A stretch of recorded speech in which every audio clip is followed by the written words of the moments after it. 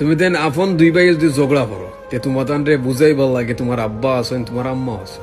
তুমি যদি বড় ভাই ও তোমার ও কথা কইয়া বুঝ দিবা যে তুমি বড় ভাই বুঝার চেষ্টা করো, ছোট ভাই ভুল করে লিছে বুঝেন না, বড় হইলে বুঝবো। আর তুমি যদি ছোট ভাই হো তো তোমার ও কথা কইয়া বুঝাইবা হে তোমার বড় ভাই, তার সম্মান দো, তুমি এখানে হাত তুলো বা দুইজনের গলাগলি করিয়া দিয়া কইবা আর ঝগড়া করিও না। তোমার এই ঝগড়া থামাই ভাল লাগে, সান্ত্বনা দিবার লাগে তোমার আব্বা আছেন তোমার আম্মা আছেন এই দুনিয়ায়। আর একটা জিনিস চিন্তা করিয়া দেখো যে তোমার দাদাও দুনিয়াত নাই, তোমার দাদিও দুনিয়াত নাই। তোমার আব্বা আর চাচায় যদি ঝগড়া লাগন ই তারারে সমাধান খেয়ে দিত, তারারে বুঝাইতো খে।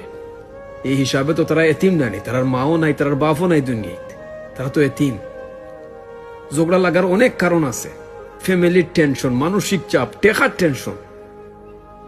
বাচ্চা ইনতে বড় হইরা ইতারে বিয়া দিতা, টেকা লাগবো, কইতা কি ম্যানেজ করতা, ওটা টেনশন, যার কারণে জায়গা জমিন লইয়া গিয়া ঝগড়া হয় বেশিরভাগ। আর এই সময়টা যদি আমরা তারারে না বুঝাই তার খেয়ে বুঝাইব।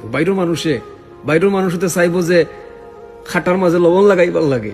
চাচায় যদি বাপরে গালি দেন আর বাপে যদি চাচারে গালি দেন, তোমার সমস্যা গেটা, তারার মারে গেলে এটা তোমার মারে গেলে এটা নেই।